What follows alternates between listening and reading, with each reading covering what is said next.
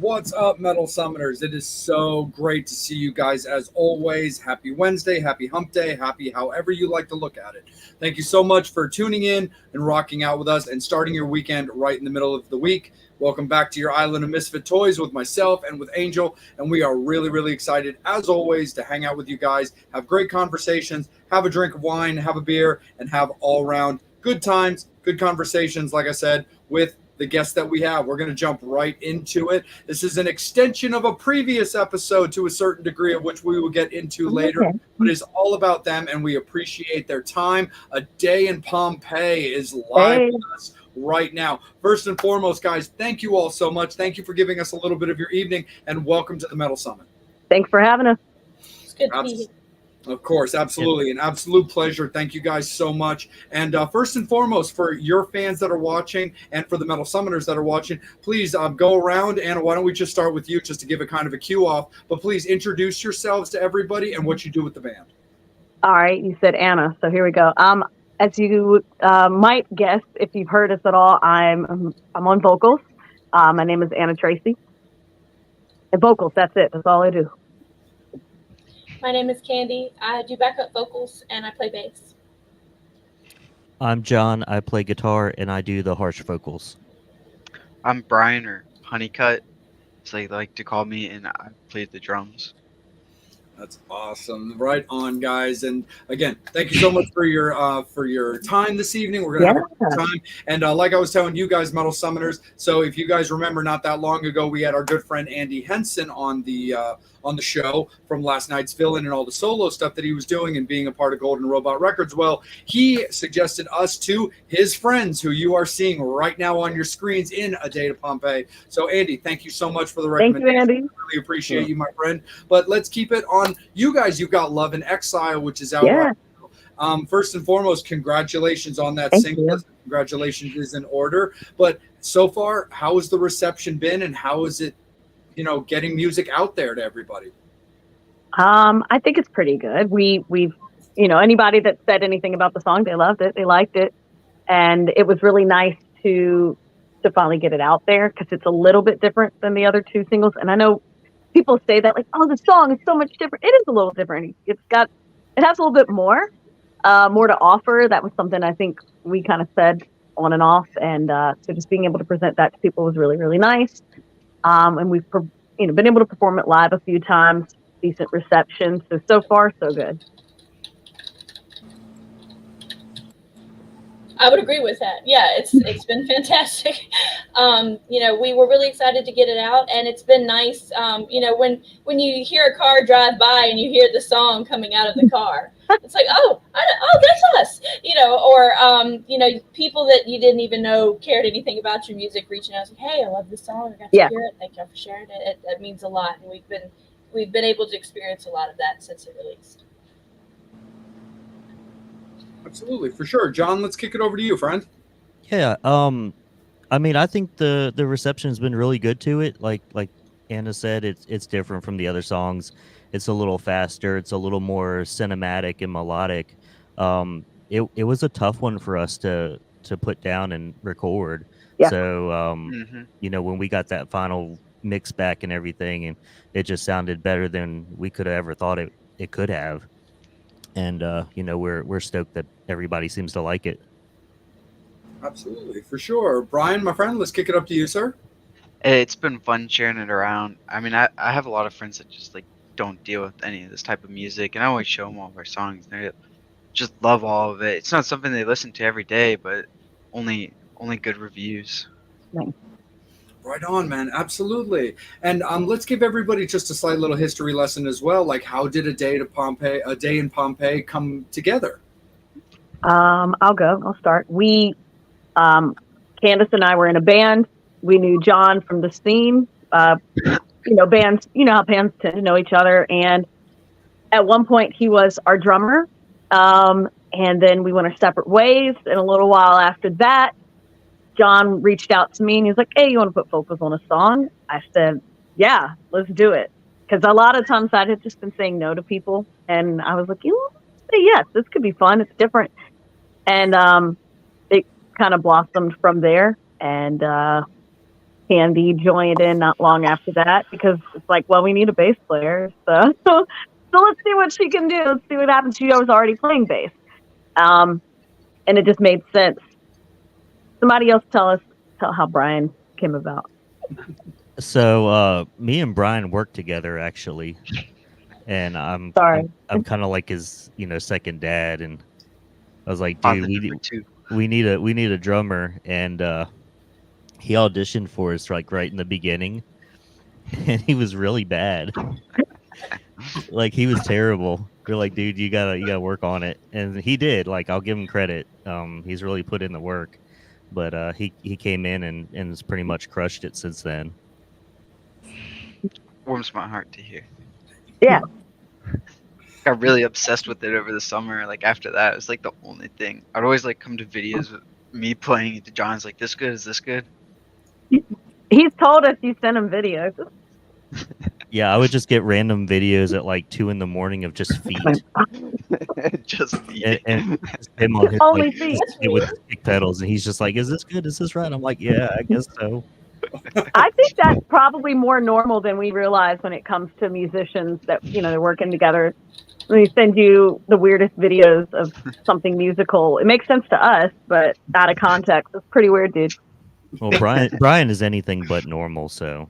Yeah, I was like, videos about feet. I was like, don't they have websites for that? Like, doing this for free? Well, yeah, like I make like about $300 a month selling pictures of my feet.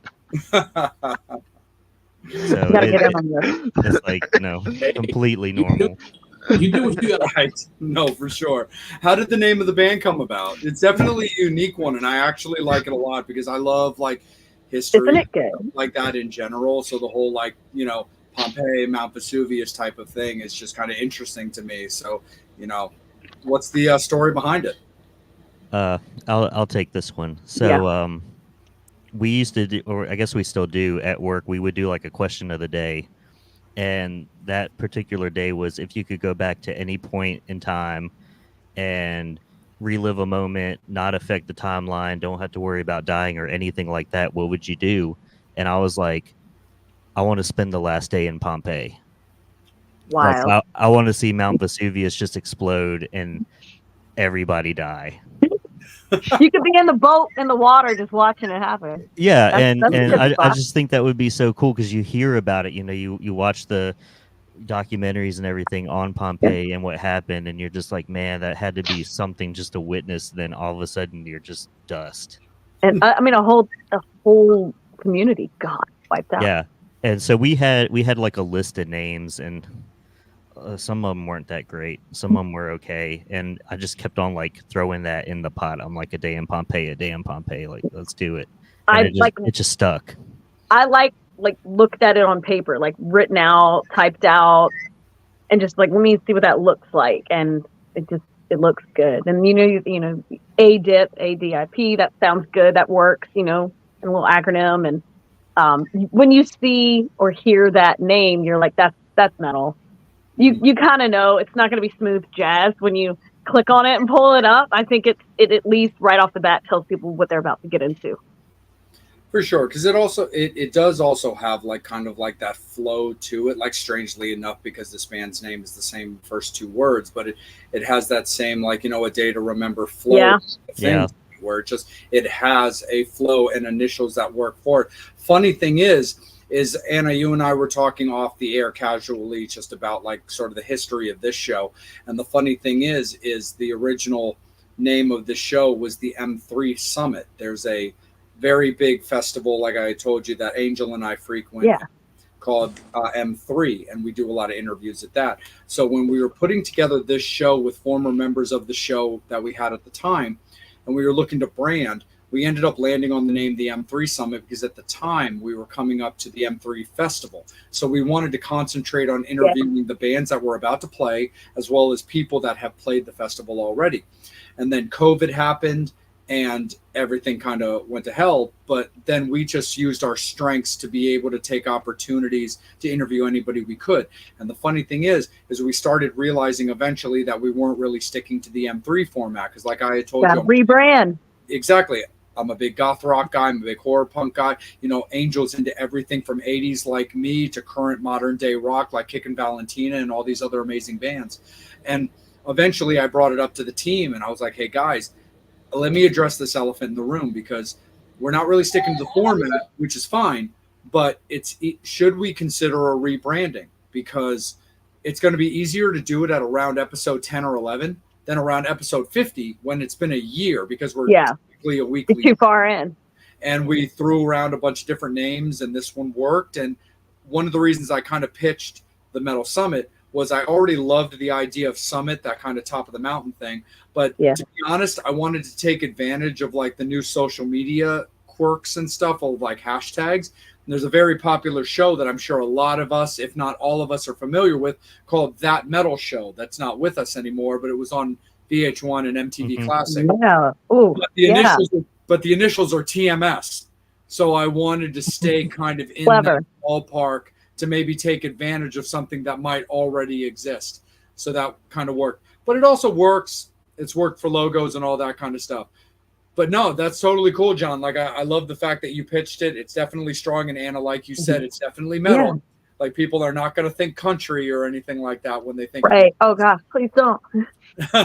But who does like your artwork design? Because my final question for this particular segment before I kick it up to Angel is, I loved the kind of like logo, like almost kind of, it kind of also reminds me a little bit of like a coin that you have on your Facebook that I used for your announcement on Instagram and on Facebook as well.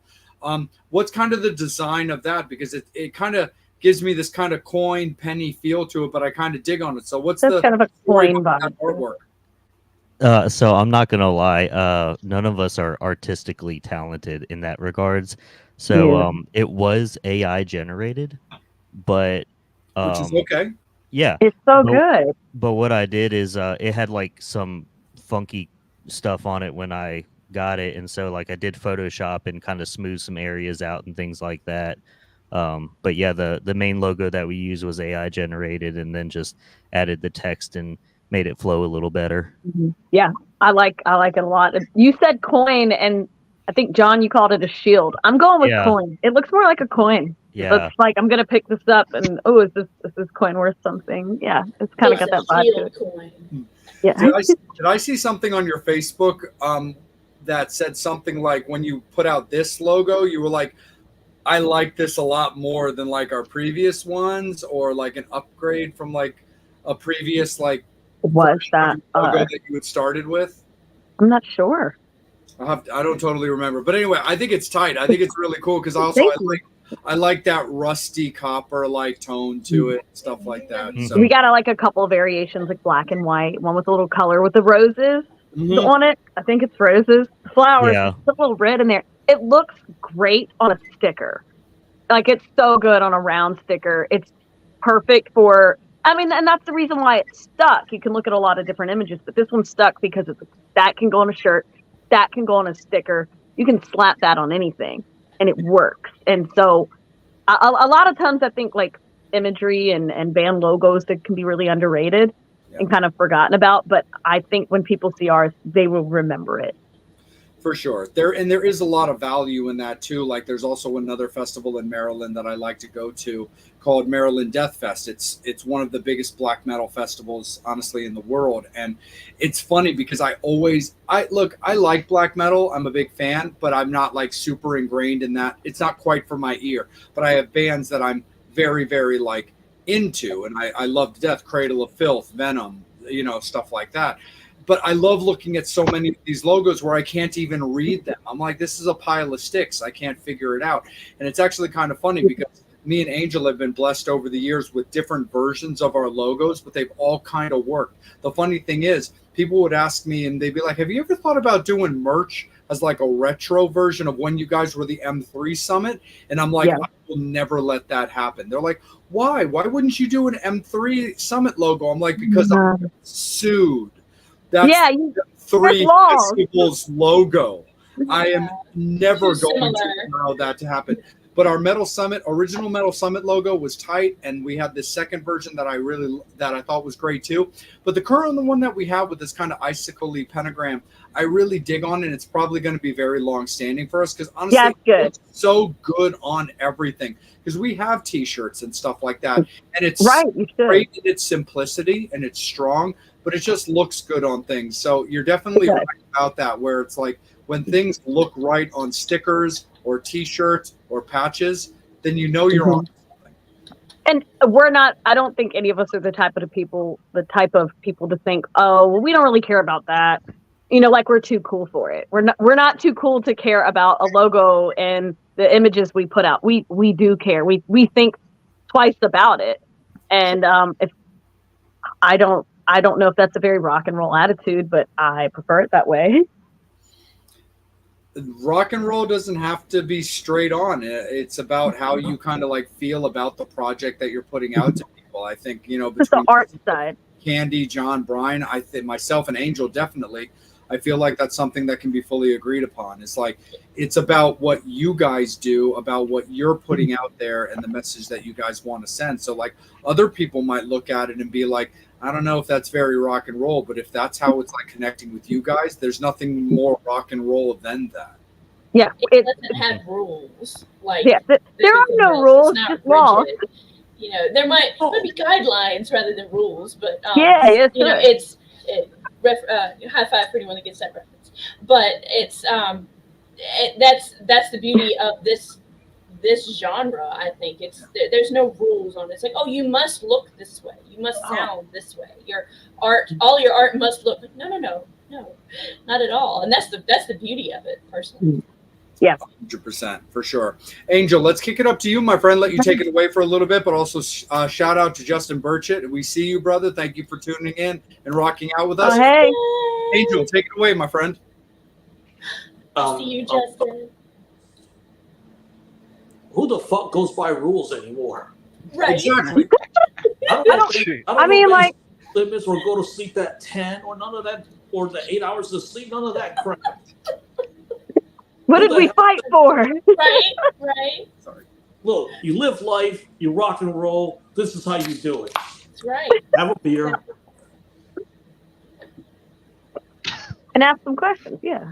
I can't do this that fast. It's not happening, but good for you. Got the Way to stomach put for it down. Now, what are we talking about? Us, Oh, the day yeah, in Pompeii. I got it. Ooh, that's how you do it. Okay. See, now you guys inspired me to do that. I never do that live. I'm so glad you did. Cheers. Cheers. Here, hold on. There you go. All right. Brian, what are you drinking? Some of that high quality H2O. Kool-Aid. Straight from the fridge. It's that fridge water. hmm The shit's been blessed. By Eskimo Indian. Yes, so it's cool. Waterboy It's the references for ritual. anyone watching, which are 100% not politically correct. It's Adam Sandler all the way. Sorry. You can guess how old I am now. 21? Sure. That's 25. so sweet. Ooh, Angel, I'm not- that I'm not- was I got a 19 in front of my birthday, so there you go. You put a 19 Oh. for your birthday. Angel, that was adorable. That was so sweet. That was so smooth. 1999. You said put a 19 in front of it. I am 34 years old. You're still this. young. I'm No. 45. Yeah, that's old. No, I'm joking. Wow. I got jokes. They're not good, but I got them. Yeah. Looks like a cinnamon roll. Cuts like a knife. There you go. You All don't right. wanna guess my age. You don't. What's your age again? Mine? Yeah. Mine. Yes. You gotta figure it out. I can't tell you. Start bringing up references and things, That's all right. We all like a Angel good music. Rubik's Cube. All right. That's good stuff. So, what's the method to the band's madness when it comes to songwriting and putting a record together? Mm. Like, are there ever any songs that you guys will just put to the side and not put on a record? I think that's actually a possibility right now. There's like maybe one or two in our set that we're like, will we record this? Will we not? We have 3 singles right now. That's as far in as we are. Okay. And you can find them all anywhere that you stream music and listen to them. But I believe a lot of these songs have been written for a while. Lyrically, I put lyrics down fully to one of them, one of our singles. And on the others, I'm like, let me fix this here and here. I don't like it because someone else wrote it, but I'm singing it and I want to have my say. And I've, changed a line here or there that might have sounded better to me and said, hey, what do you guys think? Because I'm not a jerk. I'm, like, hey, do you guys like it? And that's been my method lyrically. Like, even some were written right before we recorded it. We're like, the mic is set, we're ready to go. And I had lyrics that said, I don't like this, help. And whoever's in the room at the time is going to throw down on it because we need to make it work and it needs to be good. Hey, you, come here. It's usually me. I'm usually in the room. Like, what do you? Well, I hope so. You're pressing the buttons, man. But that's the method with lyrics. If I'm writing something, I want it to, and this might be weird, but I prefer things to be a little more universal. Like, if I have a feeling or something I want to convey, I want to put it in a way people understand. And so what's, what universal feeling or thought behind whatever it is I'm trying to say, I might say it that way. Make it not that it's simple, but it's just a better way to connect with people.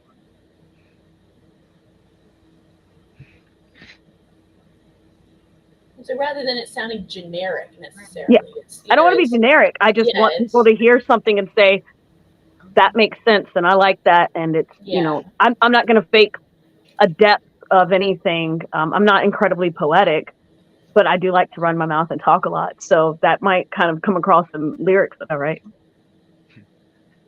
And some of these songs Sean's been working on for years, I think. Because I remember he'll tell me about them, and he's just had them sitting on them, waiting. Just sitting, waiting for the right moment. Yeah, some of them were in the back pocket and just they weren't ready and needed the right people and the right vibe and stuff. But I want to say that most of the songs start with a riff and then go from there. I mean, there's been one or two that I actually will write drum parts to, and then the rest of the music goes with it. But so backward. Yeah, most of it starts out with a riff and then it just builds and builds and builds until it's just a gigantic ball of music. I think that reflects in our songs. They're very music forward. Like music, the musical aspect, riffs, solos, this and little fills there. The synth here, I think it's one of the big standout things of A Day in Pompeii. Oh, so you're definitely going to get a lot of, I don't know if musicality is the right word, but that's the word I'm going to use. So, do you guys ever live test the songs? Like, you play them live first? That's see what the fan reaction is going to be? Or? That's actually a really good question. I don't think that's, I don't Not think intentionally. So. No. Because we would play the songs we haven't released live, but we just never used it as to test. See how the as a test, see how the crowd feels about it. I will say release it. With one of our singles, one of our singles we had it released before a gig, and we show up to our gig and we play it, and people are singing along. I was like, this song needs no test. This song it's gold. It's good. People are singing it with us, and it was our second gig, and so that felt really nice. That was really cool. That was solid. Yeah, and I mean we're I don't want to say that we're elitist or anything like that, but we have some pretty high standards for ourselves, and we know what we like. We know what we want to sound like, and if it doesn't fit that vibe and check all the boxes, we're not going to put it out. My mom's trying to force that shit on me. I don't. Yeah, I would agree. We are picky, super picky. And that's a good thing because the songs will tell you that. You'll hear it. If you like it, it's quality. You know this, even if it's not your genre. I think anyone can listen and say there's a lot of thought behind that. So how do you know when a song is complete? Like, okay, let's leave it alone. It's good the way it is. Let's move on. When everybody tells me to stop. And I think you would keep going, John. You'd be No, like, you know what? no. I Secretly, could. your own secret mixes. No, like I could if I really wanted to. I could work on songs forever, but the way that I like to write is I'm always going to service the song. So just because I can put something in a song doesn't mean I should put something in a song. And that's hard, I Yeah, think, because like it's if what you don't do. yeah, if it doesn't fit, then if the song's better without it and you don't notice it's not there, then you don't need that part. I guess it's kind of just because you can doesn't mean you should. Yeah. And we will record things. We'll say, let's track it. And if we don't like it, we won't use it, because then you have more than you need, more to pull from, which I really like that method. I'd rather have said, we tracked it, it's available, let's hear what it sounds like. Yoink it out. Simple. And a lot of things that have made it onto the songs have been things that it's just like, let's try it. Yeah. And they're good. It's like an afterthought. 3 a.m. you think something will work. Well, when we're back in the band room, we're back in the also studio, that's the time to put it down. And I really like this way a lot. I've tracked songs before, vocals on many different things, and I mean there's a general idea on how you lay a song out, no matter what it is, but this has been the most fun tracking for a day in Pompeii. It's been I wouldn't say it's not intimidating. It's always scary to put vocals down, and you kind of worry, like, is that good enough? Did I give it enough? Is this going to be okay? But it's been the most comfortable. Nice. I've been fortunate I didn't have to lay down the drum tracks that John laid down. John's the drummer. He's bass player. Yeah, I do kind of everything on the recordings, but live I don't have enough limbs to pull all that off. You should work on that. Be like the guy from Star Wars, 6 hands around the keyboard. Or like that dude who's on like the corner of New York City being like videoed because he's got like a drum kit on his chest and he's one man band. Yeah, one thing like off to the side, that like one man band thing. Yeah, That's John. That's John. That's John. That's John. You walk by, it's like, hey, that's John. Like he plays 14 instruments, 15 if you count the bagpipes. But I don't think you play those, do you? I don't. I've never tried. Ooey. Give it a shot one day. I would. Disappointed.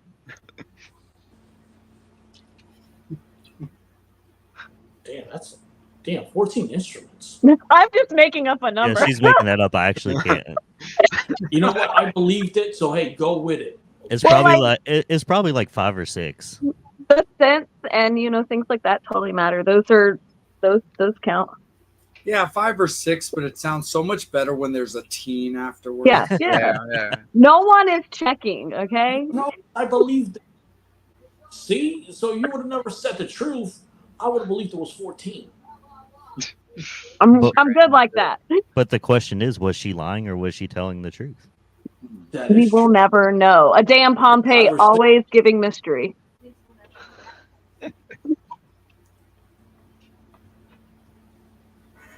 Right back up to you, Jay. Yeah, no problem, man. Absolutely. So one of the things I wanted to get into with you guys, of course, is Angel and I are big fans of talking also about like influences, like what got you guys excited to like not only form a band, but also, put out music and stuff like that. But all of that always starts with an influence. So, Sure. Anna, Candy, John, Brian, please let everybody know respectively, like what got you into vocals, bass, drums, guitar, all that fun stuff. I'll keep it simple. I just grew up listening to a lot of great singers and a variety of music, anywhere from like disco to 90s grunge, large household, a lot of different personalities. There's gospel, little jazz, pop, rock, and just kind of listening to some of the great singers And like I mean, like your Whitney Houston's and your Mariah's and your Amy Winehouse and somebody a little more modern. But I just love that these women seem so powerful, especially the tinier they are and the more powerful they are. I'm like, I really like that, and I want to do that. And even if I'm not as good as them, I want to feel that way when I'm singing. And so those are really big influences on me, just as far as like you can sing. There's the ability. All you need to do is just get on the mic and just do it. So vocally, it was just like powerhouse vocalists that really inspired me to make that part of my life. I grew up singing in church, singing with my friends, singing everything I heard on the radio, from pop to disco to classic rock. It was a strange mix of things that we heard in the house growing up. It always was, and I like that, because I don't appreciate people. I only listen to this. I'm like, that's fine if you do, but there's so much more out there. And I apologize, my latest spawn. This is the only way he'll stay calm this afternoon. I'm sorry. How dare you be a mother? Oh no, I know. He was in my belly for the majority of the time I've been in a damn. That's right. So rocking and rolling. Part of the bed for a long time. But I got into. Are you gonna tell him where you came from? Where you're singing from? Sorry, y'all. This is definitely his first interview. Oh yeah. Yeah. Oh, he's got a long ways to go. Yeah, honestly, Angel, I think this is our first little dude we've ever had on this show. Are you the first? You got to train him up. His name is Arthas. He plays background vocals. Doing it now. But no, I got into bass. It was not my first instrument. No. I learned piano first as a kid and got into guitar as a teenager. And Anna and I were in another project where it was, the first rock project we'd ever had. It needed a bass player. And because I had some experience on guitar, I said, okay, I'll play bass until another bassist comes along. And that was 14 years ago. So he was pushed into it. Yeah, kind of. But I enjoyed it. And then that's just what I gravitated more towards. And I'm not great. I'm not an expert. I've got a lot to learn, but I have a lot of fun with it. And I get to do that in a day in Pompeii. It's pretty great. Yeah. John. So I would say that I was mainly influenced to start playing by my dad. He was in some local bands back in the 80s, and he had this like really nice vintage Fender bass that I have stolen from him. Yeah, you have. Yeah, I have. But so he would always tell me stories about gigs and writing songs and stuff. And I had gotten home from school one day, and VH1 had one of those like Rock Week things on, and Guns N' Roses was playing, and I saw Slash, and I was like, that's a cool looking dude. I want to do that. And I'm nowhere near as cool as him, by the way. Like, I failed miserably at that goal. But it just started this like rabbit hole, went from that to Iron Maiden and Judas Priest, and just went on and progressed into like the metalcore and stuff like that, and all that rolled into one kind of is where I pull from. I've been playing instruments for a while. I started learning guitar as like a kid because we had a bunch of exchange students, and some of them play guitar, and I was like, oh, I want to do that. Come around middle school, I wanted an easy instrument to play in like the school band. So that's when I started playing bass all the way up till high school was when I joined like my marching band's drum line. And that kind of got me into playing drum set. But I've always grown up on like funk and jazz and like rock. I didn't really start getting like super into like metal and core until I started sitting next to John every day. There's truth to that. Product of your environment. All my friends are musicians, and like some of them have a band. Like sheetrock is kind of like what it inspired me to like start making music, get in like band scene. Nice, for sure. John, I want to do a little follow-up with you real quick, man, because you had mentioned also that, you had done the mixing and stuff like that for what Andy does and stuff like that. So obviously you have your like, your hand in those cookie jars. How did you get involved in doing that kind of stuff? I was bored one day, really. Uh, I know that's kind of stupid, but back I don't want to say back in the day because I'm gonna sound old, but back in the day, you have to go to like a man, God, I heard that. You had to go to like a really nice studio to put down what you wanted, and it was always super expensive and stuff. And like I've gone to, studios that were $1 million and worked with big name producers and stuff. And then I was like, I can try to do this at home. And I started out, at my parents' garage just recording, and then moved it down to my basement and just trial and error to find out what sounds good. And it I think it's decent. I mean, it's fair for what we're doing. Very good. But it's just one of those things, like, if you get it right at the source, like when you first lay down, your guitars or your vocals or whatever, if it sounds good there, it's going to sound good at the end. And that's what I try to do, is get it to sound the best. For sure, absolutely. Do you ever find, so you guys are 3 singles in when it comes to A Day in Pompeii, but do you ever find there's any difficulties when it comes to like having to be that guy when it comes to like, mixing, producing and stuff like that, where it's like there's always that kind of saying of like, hey, sometimes you need that outside producer because like a band might not know like when to stop or what they need to tweak because of the ear that they've got for their personal music versus what's being heard by an outsider. Do you ever find there to be any difficulties differentiating yourself from a player in the band versus basically the producer of the band?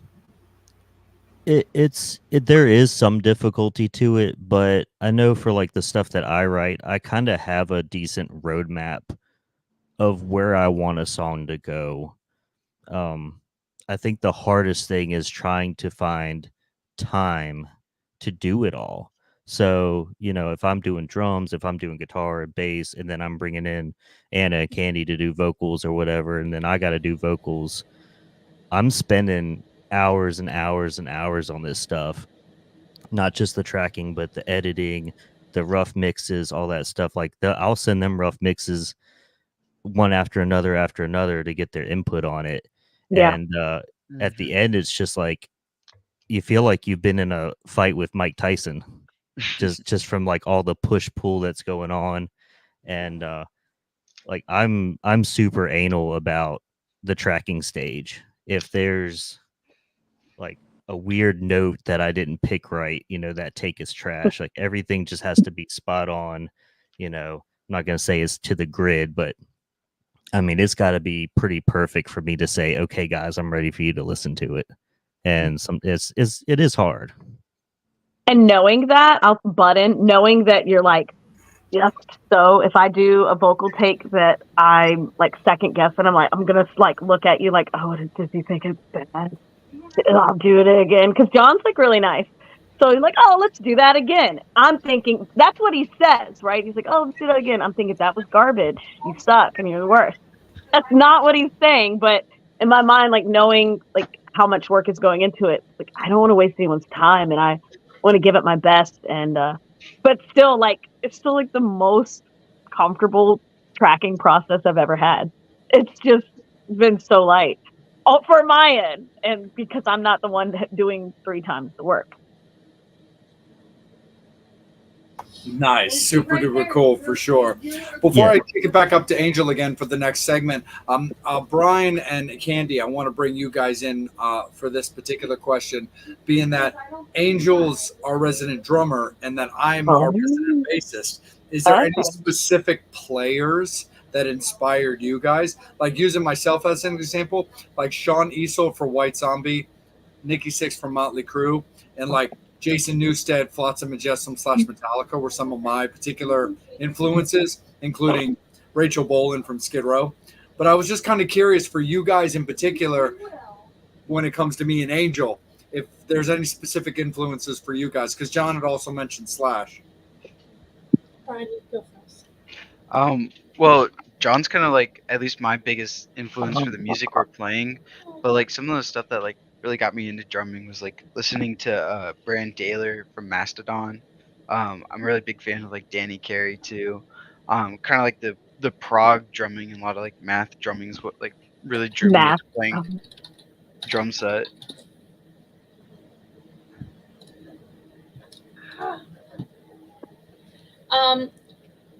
As far as bassists that inspire me, Paul McCartney has always been my favorite. She loved her Paul. I mean, I love Paul for many things, songwriting, vocals, and then seeing when I've learned who the Beatles were and learned that he played bass, I'm like, oh, okay, and it just made it look fun and not overly complicated. And everybody's gonna laugh at me, but then when I would see Pete Wentz from Fall Out Boy play bass, I'm like, he looks like he's having fun. Yeah, That's what I want to do when I perform. It's not about being perfect, and I've always said that if you have fun, the crowd has fun too, whether it's live or recording. If you're enjoying yourself, it will always translate to the people that are watching you perform.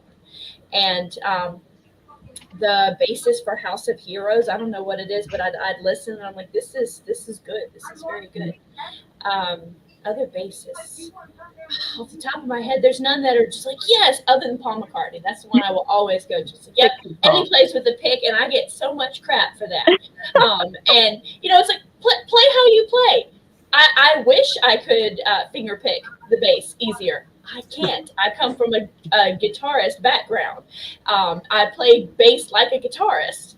I don't strum. I'm not that awful. But that's just my go-to. And that's where I'm comfortable. That's where I feel I do my best. And but oftentimes bass players are overlooked. I think it's funny they say that you know a band when you know the bass player's name. Like you actually know who that band is if you know who plays bass. And if they're having fun, if they're providing the groove, they're providing what makes booty shake. Booty shaking. I will have to say she's playing bass while delivering gorgeous harmonies, and so that in enough is to say that she is inspiring. Nice. You have to say that. You're my sister. She's my sister. I gotta throw some love. Thank you. I try. I have a good time. Oh yeah. Well, no, trust me. Well, don't sweat it, Candy, because I'm a pick player myself, so it's all good. Okay. Because I'm definitely into the Beatles myself. My wife is actually more into the Rolling Stones. Oh, dear. Oh, a duality in the house. Yeah, so that actually makes for a very unique conversation thing. But she got that from her dad, because her dad was a huge Rolling Stones person. So we definitely understand when it comes to that for sure. So, but no, that all sounds like killer, and it's all about the different influences and the different stuff that you're involved in for sure. So we definitely understand that for sure. But Angel, let's kick it up to you, my friend, because of course, Metal Summoners, for fans of A Day in Pompeii, always pump in your questions. We're a very active show, and we want the bands to be involved with any questions that you want to ask them, any curiosities that you have. It's definitely your time to be able to put in comments and stuff like that, because we don't have them all night, but we want to make sure that we take advantage of all the time, of course, that we have with them. Yeah. But Angel, it looks like we've got some curiosities popping up there on the fan side. Do we? I have a quick question for Candy. Are you a 4-string or 5-string bass? Strictly 4-string for now. I'm not opposed to a 5-string, but the few times I have tried to play them, it felt so foreign. And I can't really explain it because it makes sense. It's like, oh, this is actually helpful. This lower tone, this lower note. But if two are laid before me and I can only pick one, it would be the 4. So Brian has a really cool question, and just for my own selfishness and curiosity, I'm gonna extend this question to Jay. Your guilty musical pleasure. Oh, I love that question. Okay, I'm gonna go first because they're asking us, right, what our guilty musical pleasures are. Yes. Pop music. Oh my God, pop music. I want to feel like a Barbie while I'm singing along to Sabrina Carpenter. I don't care if that brings me down on my coolness. It's just I am a terrible dancer. I have rhythm, but I'm a terrible dancer. But pop music makes me feel like I'm a goddess and I can dance, and that's easy to sing most of the time. And so if depending on the mood, I'm gonna play some pop songs through the 2000s, through the 90s, up till right now, and I'm gonna have a really good time. And that's my guilty pleasure musically. Mine would probably be the same answer, actually. I'm not proud of it, but I'm not ashamed that my name is in the the Backstreet Boys Fans of the Millennium book that came out around year 2000. And look it up. I'm in there somewhere. And it's not like, because there are lots of people that like pop. Like, you can't truly call it a guilty pleasure, except when people hear that you play rock music regularly, and they're like, you listen to pop? You like pop? You can sing those pop songs? You're like, mm-hmm. And then you sing them good. You just sing them. Let's make it a trifecta. Yeah. And I'm like the biggest metalhead, but you give me like, it doesn't have to be current pop, but like 80s, 90s. It's just, yeah. It's just right, you know? Brian? I'd say probably. Come on. 4 for 4. I don't like pop that much. I like to listen to a lot of rap and Midwest emo, so a lot of like the whiny bands like Duck Little Brother Duck, Mom Jeans, Foxing, those type of people. I dig it. See, we're eclectic here. Yeah, no, we definitely are. Honestly, like stemming off of you guys and John, like I'll give you your 4 for 4. Like the thing is, like, again, like I had said before, I'm a hardcore, like, you know, goth rock guy with like 69 eyes and typo negative. But similar to Angel, because he and I are the same age, we grew up on 80s metal.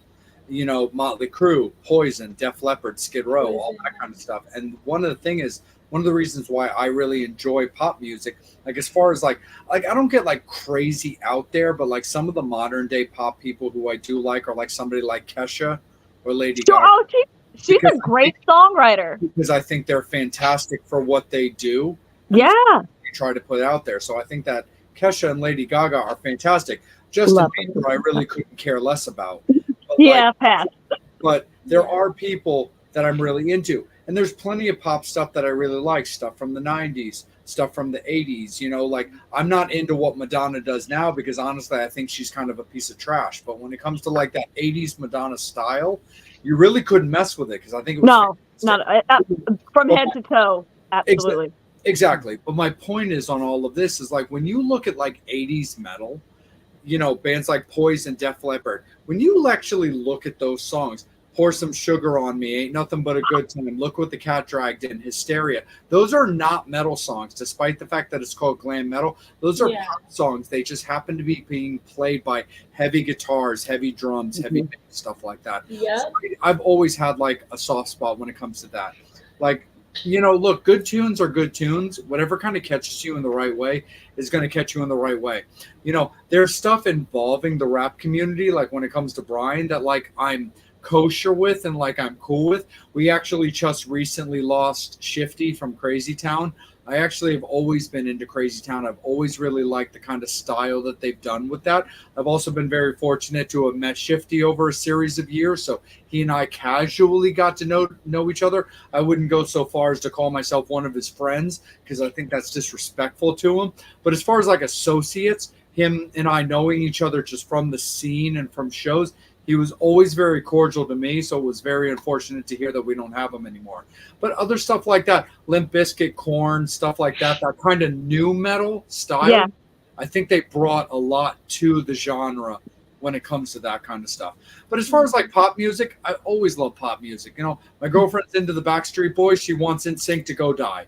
You know, so it's all good. So when it comes to like Angel, for example, he wants nothing more for Maroon 5 and Adam Levine to just leave this world. And you know what? I'm There's okay a- with that. There is something about that. There is a guy that was in our local music scene. He's still around, but not in music anymore. And he one day went on an all day like Facebook rant about Adam Levine, and I'm like, why? I didn't understand, and to this day, I want to message him like, dude, I gotta know. It was like 10 years ago you went off about Adam Levine of Maroon 5. Why do you hate him? Because And he's a tool. and I don't know anything about him other than that his tattoos look like the back of a car covered in bumper stickers. Yeah. And I photoshopped him for a friend, and we put it on Facebook of him as the back of a car covered in bumper stickers, and people really appreciated that. I'm gonna ask John a question that's gonna answer the question of Adam Levine. John, how many songwriters and producers do you need for a record? Songwriters and producers. I mean, I would say probably just one of each. Okay, so Like- Adam Levine or Levine, whatever the hell his name is, LaCrap. Adam LaCrap Yeah, can't do used that. 17 producers for one fucking album, 34 songwriters for one fucking album. He didn't How the hell do you make money on that? write. What Yikes! do you make, a penny, 2 pennies? What do you grab like 10 people? If you walk out on the street, like, you, come here, give me a phrase. I need to We're know gonna how write many it down. Like, how many people wrote "She Will Be Loved." 11 Right. and 3/4. Yikes! Okay, I'm starting to understand here the hate for Adam Levine. And he doesn't like metal chicks. Like, dude, what's your problem with metal chicks? Yeah, he You thinks they're fucking- disgusting. Yeah, Exactly. I love the metal chick Damn it. comment was hilarious to me. I've dated metal chicks. I had my Wow, heart dude, broken you by do metal not chicks. want to go there. And I will die loving metal chicks. You wimp. Sorry. I was saying that I love metal chicks. I've had my heart broken by metal chicks, and I will die loving metal chicks. Maybe it's just the only way to settle is the fist fight Adam Levine. So I wish that for you Well, there and was- all those that hate Adam Levine. I mean, come on, Angel. Between like metal chicks and a girl with capital knockers, you've got a definite type. Capital knockers. I'm gonna write that down. That's good. All types. Everybody appreciates food. Okay, I'll come on. be in Cleveland next They make week. the world go round. Getting weird. It is getting weird. It's totally, well, that's the thing. We're a fun show. Like we were talking off the air. I was like, the thing about us, there's no smoke and mirrors. You're never going to be set up to fail when it comes to this show. But we're a fun conversation type of show. I'm having good time. Laughter is incredibly valuable on this show, and we like that kind of stuff. In fact, our beloved Andy Henson is watching right now on YouTube. Hey. Hey, see what's up. Hold on.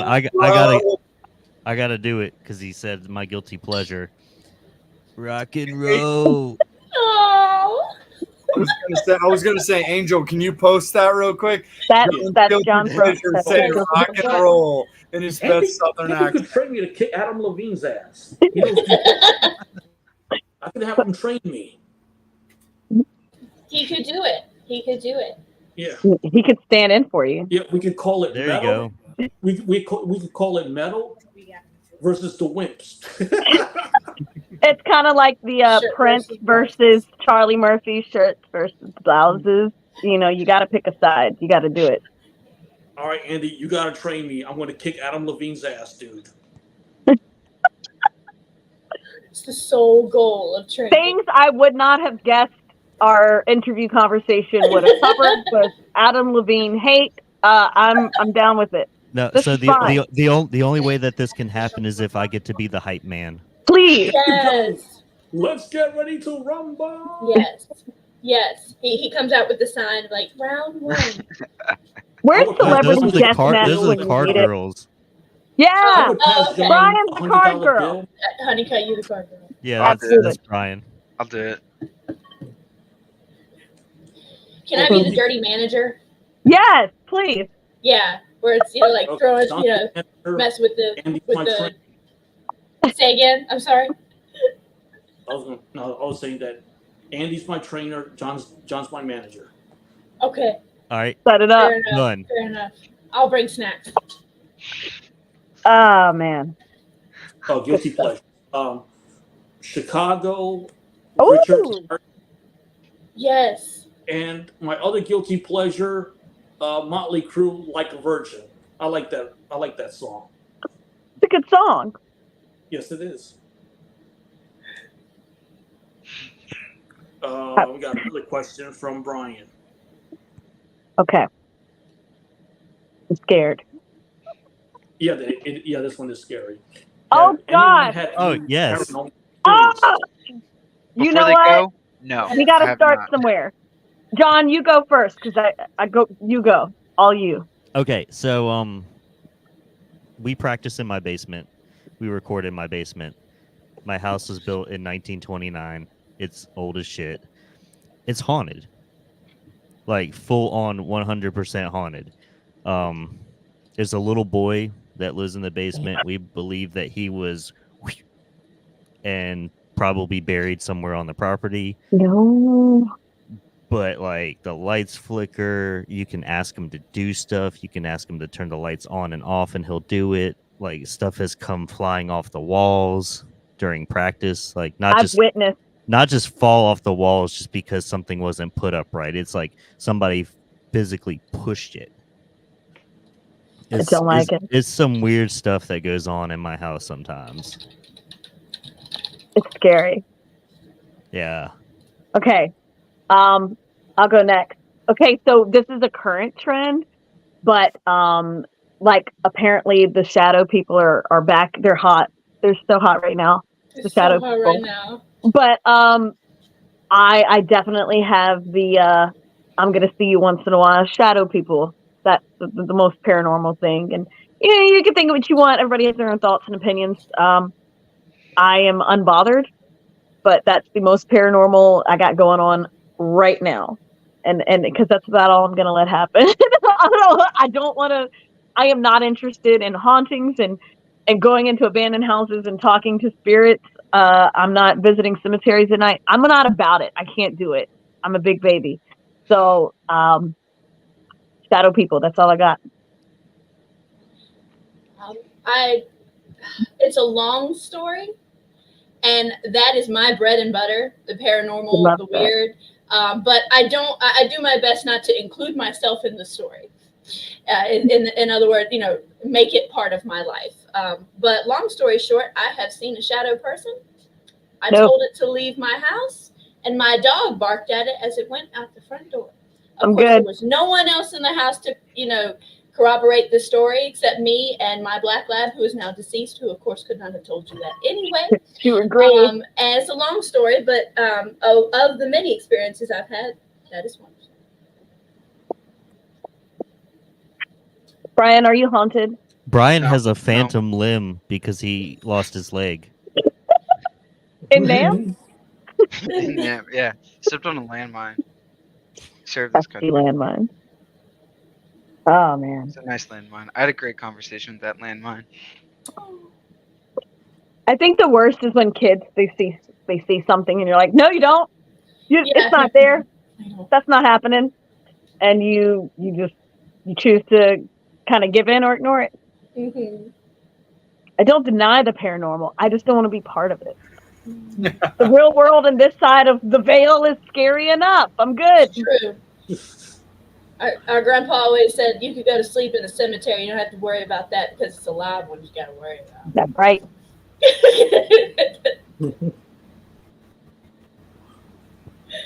Brian, another question. If you had to name a single driving factor for why you picked up an instrument, what would it be? Ah. I wanted to pick up chicks. There you go. How did that work out? It Pretty didn't. much. See, I had the opposite effect. You're like, you wanted to pick up chicks in high school. I would have guys be like, you sing a lot. That was an insult. Could you stop humming? Oh, you're really loud. I was like, oh, guys, they don't like this. They're not into it. So it's the opposite effect. I definitely wasn't picking anyone up. Driving factor for me was just, I said earlier, as far as influence, just watching powerhouse vocalists sing. And I'm like, I want to sing. I want to do that. And I want to command a room. I want people to look at me and hear what I have to say. And I want them to sing the words that I wrote back at me. I'm fine with being the center of attention. And when you're standing on stage and everyone's looking at you, it kind of just works out. That might sound really ridiculous, but I mean, it just comes with the territory. If you're going to be a musician, you're going to do shows, people are going to look at you. And I'm fine with having the microphone and being that person. Playing an instrument just seemed natural. It just seemed like that's what I was supposed to do, what I wanted to do. When I learned piano as a kid, I'm so grateful. I'm just, like, grateful for the lessons, because it opened the door to, just a whole other form of expression and enjoyment and fulfillment. Fulfillment. I guess that's the word I'm looking for. Yeah. That other art forms or other activities just didn't do that for me. So playing an instrument, it's just came not that, and I don't mean like I took to it naturally, like I just understood it so easy. It's just that, like, oh yes, playing an instrument, that's what I want to do. That's my thing. That's how I came to it.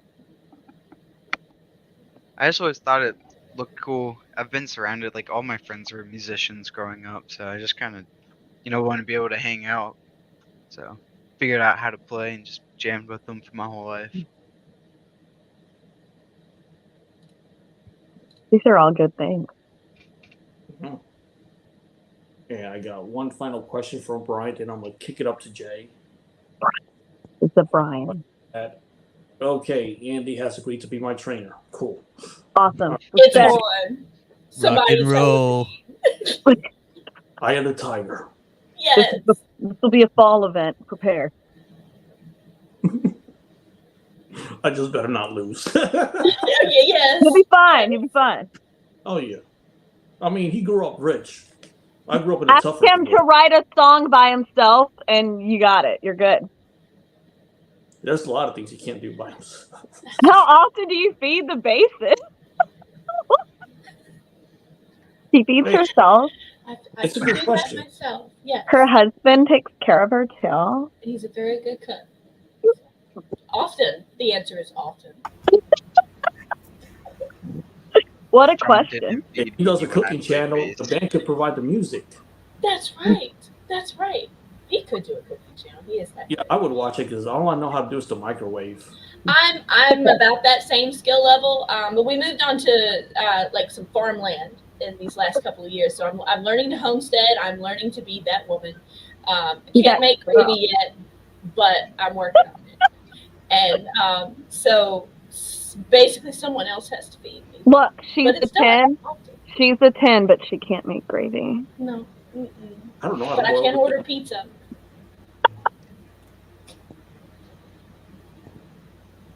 Back up, Jay, after all that. No, chaos. for sure. Absolutely. Metal Summoners, we appreciate you guys so much. You guys have been killing it. We always appreciate you guys. But before I jump into the segment, we do want to let you guys know, in the respect to a day in Pompeii, we don't want to eat up all of their evening. It is going to be last call for alcohol fans. Anything that you guys want to ask the band, anything that you guys want to discuss, we will always clear the board. You will definitely be heard. We will make sure that we check in on each and every one of you. But due to the time of the episode, it is going to be last call for alcohol fans. So keep that in mind when it comes to your questions. Pump them in, because we will get them. Absolutely. Guys, when it comes to how 2024 has been treating you so far with your current singles, what do you guys have planned for the rest of 2024? Do you have shows booked that you're allowed to discuss and talk about? Talk to us a little bit about how the next 5 months are shaping up. Sure. Well, a lot of this year, we've switched up. It's been a switch up of band members, the lineup, which made it difficult to lock in gigs, because you're like, oh, we're not starting over, but it's like, okay, things have moved around, got to get the set tight, and things happen, and you got to kind of postpone it and wait around. So that's kind of what the year has looked like. We've had a lot of interviews, and they've been great. Like, this is so much fun. We're having a good time. Thank you so much. So we have a local magazine interviewed us, and that will be coming out in September, October. Nice. That's pretty cool. So that's something to look forward to.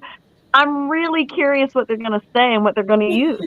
Well, Angel, for what it's worth, Angel and I are all about strengthening the scene. We do believe that everybody should look out for each other. So if you're allowed to talk about that magazine title, you're absolutely allowed to say it. Guys, yeah, I can do that, Why right? not? Yeah, I mean, it's the Strength interviews the scene. happen. It's I don't called know. it's Lynchburg Living magazine, and they said it's going to be their art issue. We are coming up on a photo shoot with them. We just finished a photo shoot with Dreaming Wolf Portraits, which is local in Lynchburg. Johnny Hackett runs it. It was a really good time. So that's something to look forward to, is just kind of branding A Day in Pompeii, getting the look, getting the image out. Hell yeah. Another single or two on the way. So that's kind of what the next. Is it really just 5 months left? Yeah. That's what we have coming down the line. Putting ourselves out there a little bit more, showing people who we are, outside of the live performance, and we have merch on the way. We found a really great company to work with to get our merch out there. So that's coming. A I'm damn wearing company. merch. Check that out. I got merch on. Sick. I love it Nice. so much. Angel, Purple. looks like you and I are going to have to get some more T-shirts. Purple's the new Yep. black. I need more t-shirts. It is. I said it today. But yeah, that's what we have coming up. What black is all I know, Anna, and it's all that Megan knows as well. We might have to have a discussion. We have shirts We in have black. black. Okay? Yeah, we have have black. shirts in black Okay. with the thick logo on it. I'm just trying to push the other stuff here. But that's what's coming on the line. More interviews, putting ourselves out there visually so people can actually see who we are. That was one thing we were kind of lacking. It's like, we know you're a band, but what do you look like? Who's who? I need a face to put to these instruments and vocals, and hopefully late summer, early fall, we've got some gigs in mind. We do have some lined up. You can follow us on our social media pages if you're local to Central Virginia and you want to see A Day in Pompeii. We're on Facebook, Instagram, YouTube, TikTok. We got a beacon link. You can find out, all of the ins and Everything. outs. What? I'm sorry. You can find everything about us in our beacon link. Yeah, We got everything on there. So if people want to see when the gigs are coming up and what we're up to locally, please visit that. And that's what the rest of 2024 looks like. But the first half has been up and down for sure. It's been wild. Yeah. It's been a revolving door. It's been kind of tough.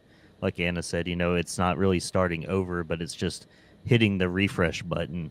Yeah. And waiting for things to buffer. Mm. No, we can definitely understand that. Angel and I can appreciate that for sure, because we understand that there's difficulties in that, where if you schedule a photo shoot that you do in March, where you bang out all these photos of the band, but then come August, all of a sudden, you have a new position player. Or something. Yeah. Yep. Your photos aren't accurate anymore. That stuff happens. And you just have to go with it. You really do. You just have to make the most of it. And don't kind of look at it as a setback, just to kind of a pause and you move forward. Absolutely, for sure. And before I kick it back up to Angel, before we go around the board and make sure that we clear out the comments and everything, if you guys could describe to the fans what they would likely see at a Day in Pompeii show for people that aren't familiar with you, what would they have to look forward to? Really bad jokes from the lead vocalist. And I'm 5 feet tall. I'm really short. And so you got to kind of get over there to see me. But I will demand that you participate and you join and you sing along to the covers and that you dance and you you start pushing each other around, and that you came to see a show. Act like it. Don't just resign yourself to sit at the bar and sit on your phone in the corner. I will probably call you out. I'm you paid to be here. Be here, Right. Be present. Yeah. And have fun, because this is the whole purpose of coming out. That's really the idea I want to push. It's we're going to have as much fun as we possibly can in this 1 hour set. We put a lot into it, and we really want to convey that to the crowd. And so that's what I'm going for, is you came to a rock show, act like it. for sure.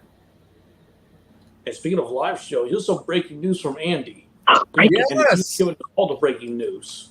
I'm working on a live double bill with ADIP in late August or September. Announcement coming soon. Yep. We'll be You know there. what that means? We'll be Road trip. there. This will be the pre-show to the Adam Levine knockdown drag out fight. Yeah, that's gonna be a road It- trip. If you guys come down, we will get like a blow up doll or something and put a picture of Adam Levine on it, That's what and we can you do. could just go to town on it, like just obliterate them. That's I want to gonna MC that. I mean, I'm up in Jersey, but I mean, Jane knows that I travel. Yeah, man. Too. Be there in spirit. Exactly. No, I want to be there in person. Forget the spirit. Well, You'll we get we the can spirit and the person. we can FaceTime, you get and I'll two for put you one. on the headstock of my guitar, and you can just like whirl around. Look at this. Innovative, a day in Pompeii, making it happen and That's making your right. hopes and dreams come true. An Angel Alamo like mugshot on the guitar headstock. That's amazing sound. Yeah. Yes. That is awesome. Angel Man, let's kick it back up to you, my friend. If there's anything left on the board before we let A Day in Pompeii enjoy their evening. What you got? Brian, favorite Beastie Boys song. Oh, no. Sabotage. Okay, no, I won't go there. I won't sing it. Actually, I love the Beastie Boys. They're so hype. It's so much fun. The song comes on. I got to sing it, even though I don't really know any of the words. I'm going to have a really good time. If anybody else knows their favorite Beastie Boys songs, go for it. I gotta pick one. Sabotage. Easy. I know it is kind of easy. That is kind of If nothing else, because you could just scream the whole thing. You know, even if you're not like a screamer. intergalactic, Yeah, that's a good one. probably. It's all about fight for the right to party. And that's probably the one I know most of the lyrics to. Sabotage. I'm gonna there say you go. Angel Sabotage. Brass Monkey. Brass Monkey. Yeah. Why are they all so good? Do they have a bad song? My wife was singing that in the car not that long ago. It came on the radio. My favorite's probably To All the Girls. I'm a big fan of Paul's Boutique. His old accuser is trying to come out again. I think I know what I'm going to listen to tomorrow. Beastie Boys. Yeah. Thank you for that question. That's Yeah. that's a good one. I gotta like introduce them to my kids. They're ready. It's time. They need to know. You hear their songs in movies, you know, and you pick it up. You're like, it's just that good. They're so much fun. Like the ideal party songs. I think everybody will get down. Describe A Day in Pompeii playing a Halloween show. I will turn out. Bloody. I love costumes. I love to dress up. I like to be weird. Like this year, I thought about going as Austin Powers and just like not breaking character the whole time. Yeah, baby. I mean, like chest hair, the sideburns. It would be so. My husband might not enjoy it, but it would be really, really fun. Halloween, A Day in Pompeii. We'd probably we'd throw out a cover song that, you know, some of your classic Halloween stuff. Maybe a metal Monster Mash, something like that. I think everybody would be down to do that. Anna, Megan just said that if you do that, you have to rock the teeth. Oh, duh. The teeth, like Amazon, Austin Powers teeth. Yeah, baby. It's so Yeah, stupid. nice. I Oh, I really see. want to do it. Oh, hell yeah. Oh, what's up, Colin? How you doing? Colin Wheeler's from my area. He's got a bitchin' band called the Sonic Creeps that I love to death. The Sonic Creeps. Thank Okay. you so much for the love, dude. Thank you for popping in and watching some of the show. You kick ass, dude. Absolutely. But yeah, Anna, Megan says that like it's gotta be the teeth if you're gonna do Austin Powers. I mean, I would full blown set in costume. That would be what you could expect from me for a Halloween show. Love Halloween.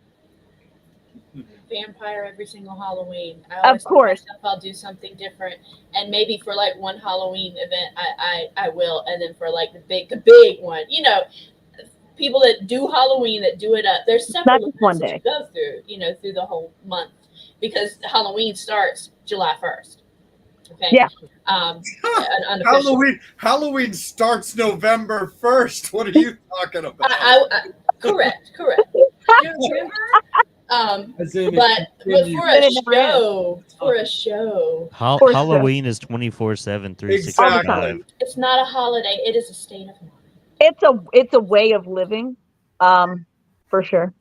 I agree with it. I have the 1978 Halloween tattoo. Kick ass. That's so cool. That's fun. Looks good too. Great placement. Yes. I like that. 8.5 hours sitting.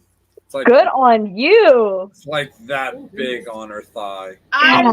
laid there the entire time, did not move. Because women can do that. I've seen men cry an hour in. Ugh, babies. We can do it. We can. Have you forgotten about who you married with all this artwork? Like, Have you forgotten about who you married? That's it. 6 hours. You better remember, dude. 6 hours. 6 hours. 8.5 hours. Trying to think though.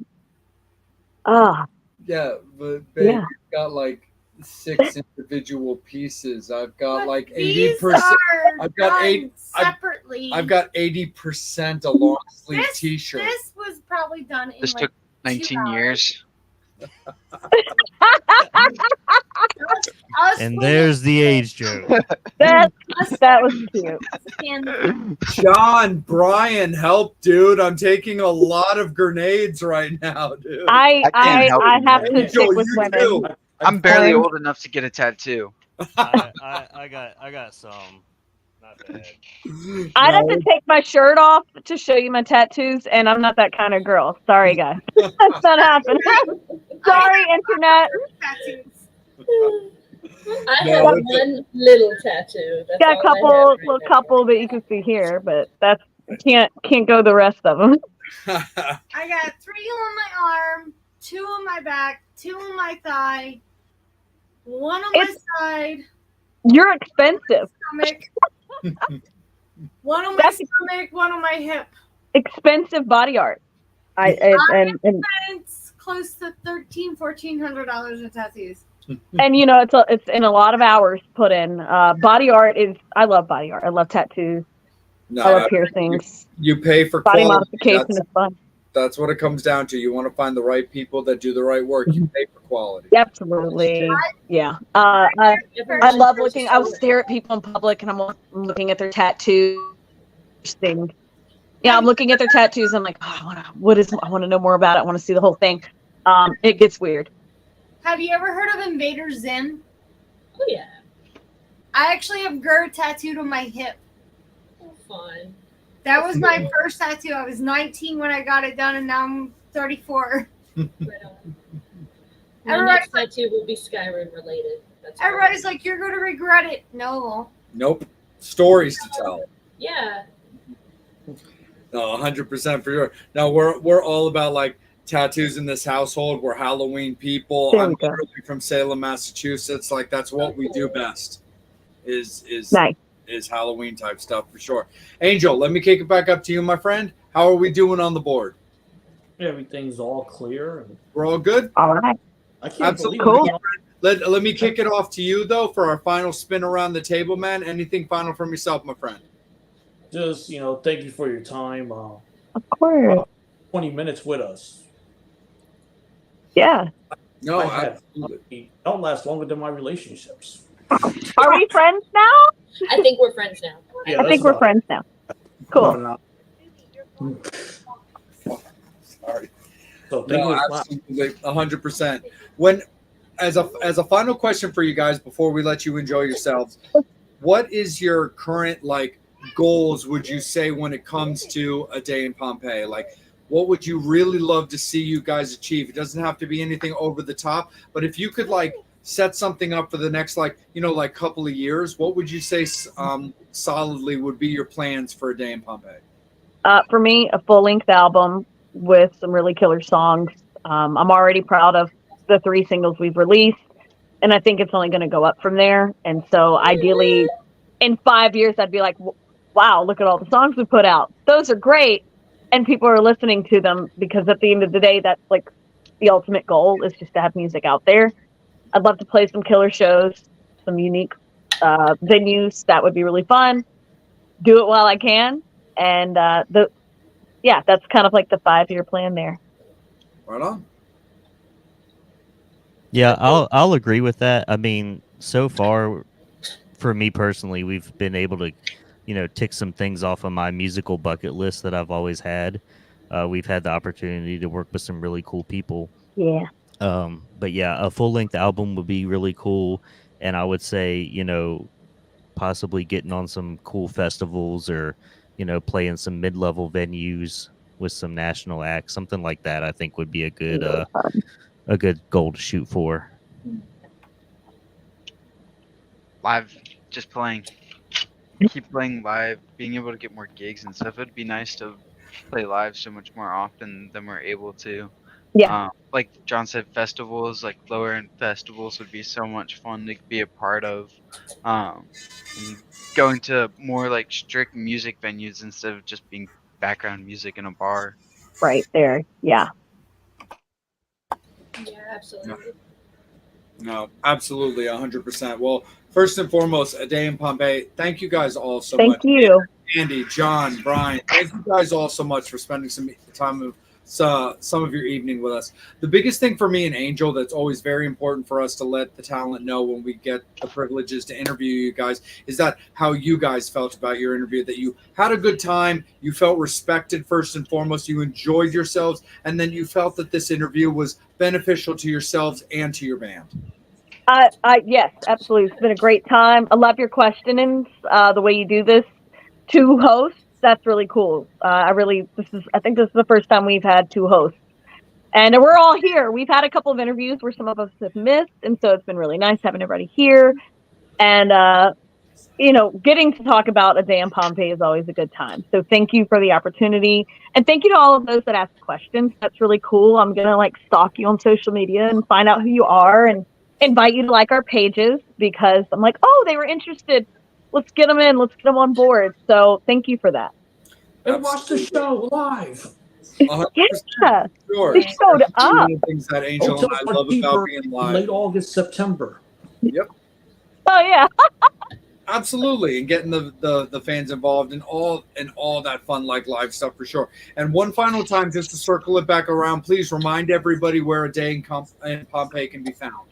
Okay, so you can find us in Central Virginia. No, you can find us on Facebook, YouTube, Instagram, TikTok. We're on the talk, making videos, content, different. And we're on Spotify, Apple Music, pretty much, anywhere you're streaming your music, look for A Day in Pompeii. You're going to find us. Absolutely, for sure. Well, again, everybody, thank you guys so much. We really Thank you. And this evening. Metal Summoners, thank you guys so much for tuning in, rocking out with us. We really appreciate it. It's been a great week. Next guest announcement is over the weekend. But again, make sure that you're following A Day in Pompeii on all of their socials and checking out their 3 singles and everything that they've got going for us. You can follow the Metal Summit dominantly on Facebook and YouTube, because that's where we're live. That's where you guys are watching us right now, is on those 2 channels. But also make sure that you're following us on Instagram as well, because that's where the guest announcements come out first and foremost. You can follow Angel Alamo and Angel Alamo 78 on Instagram, but you can also find him on Facebook. And the easiest way to follow me is on Instagram as well at salem.vampire. But I'm also on Facebook as well.